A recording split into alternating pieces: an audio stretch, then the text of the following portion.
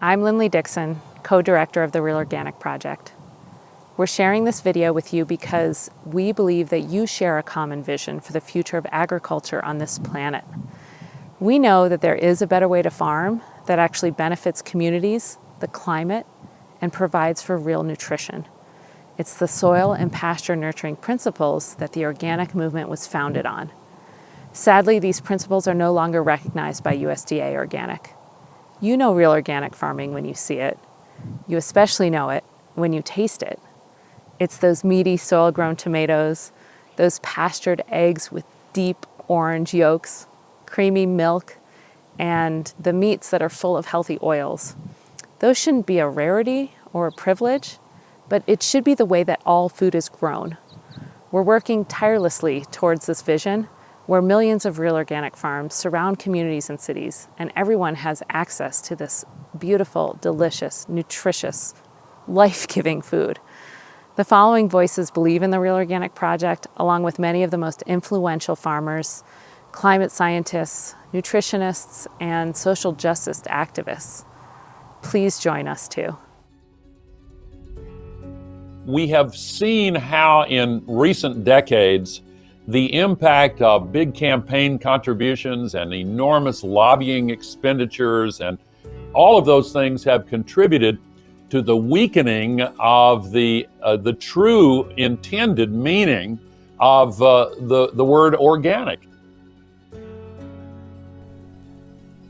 Confinement dairies getting certified and not actually putting animals out on pasture. That's a big deal. You know, grain coming into this country and being certified as organic that's not actually organic. That's a big deal. Like, oh, this organic movement is going to get soil taken out of the system. It's like, no way. That's the foundation. And that, I mean, the hydroponic thing alone is enough, I think, for most people to be like, well, wake up. What does organic even mean at this point? Frankly, I feel that some people have worked 30, 40 years promoting organic, educating people about it, being on the ground and developing not only a big business out of it, but just like a sense of awareness, of consciousness, and then to have it kind of stolen by big corporations and having regulations that don't respect what the goal of organic is. For me, it's very shameful, and I feel very disturbed by it. You know, there's real organic, and then there's organic by default. When the Real Organic Association began, we wholeheartedly endorsed it because we have seen a dilution of organic principles. But I think specifically one of the dangers that we run into is this greenwashing, where a word no longer means a thing. So when organic can actually mean, these huge mega corporations that are draining aquifers, exploiting workers, and torturing animals, then that word actually doesn't have meaning anymore. And so to reclaim language and infuse it with our deep sense of truth and our ethical compass is crucial. Well, one of the things that we have to do that we didn't have to do at first is to fight about the word organic. And I'll say that many people say, "Oh, let's just leave it. We'll call ourselves agroecological or some kind of regenerative." And I use this analogy. It's as if we build a swing set in the playground with our own hands. And then some bully named Mo comes along and knocks us off the swing set and says, "I'm going to take it now." And yes, we can go and build another swing set somewhere else.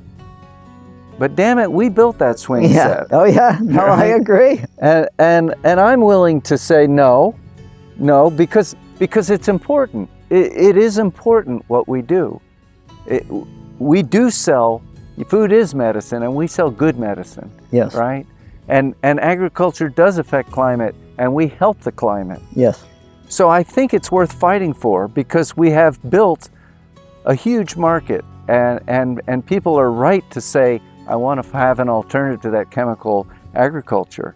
It's our job to make sure they get what it is that they hope for.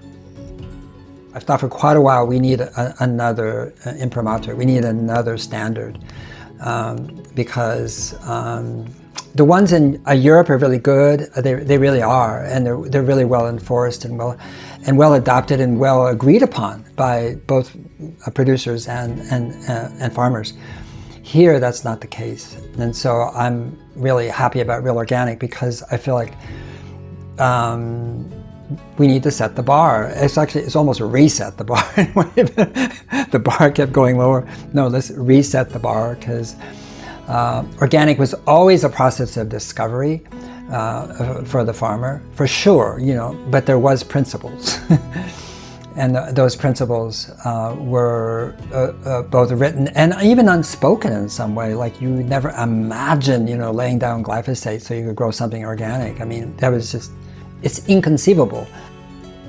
I think the Real Organic Project came about because many of us felt like we could no longer share this label with large-scale agriculture that feels very different from what we do or the intentions behind what we do. Because, hey, if organic's so great, then convert all of your production to organic. If you believe in it, why grow conventional anymore? That's why I think that the Real Organic Project is great. It would facilitate what we're trying to do, though, if you would just label these products as for what they are and then let the consumer decide. And that's how the market works. The consumer will look at what it is and then decide, and then I think all of us could get along better, It's very hard to talk about, and what I admire so much about you, Dave, and the Real Organic Project is that for so many years, so many people, including myself, have bemoaned the direction organic has gone, the co-opting, the buying out, the dumbing down. But what do we do about it? We talk about it, but what you're doing is really exposing the truth. And it's, I hope you feel the value of your work that you're doing, not just for yourself, but for the whole, for humanity and for organic farmers. It's a real blessing. You have to build your own movement, and bring the change that you want to see with you. And I think that's what the Real Organic Project is doing and has done. Do you feel that the Real Organic Project can succeed? Oh, absolutely.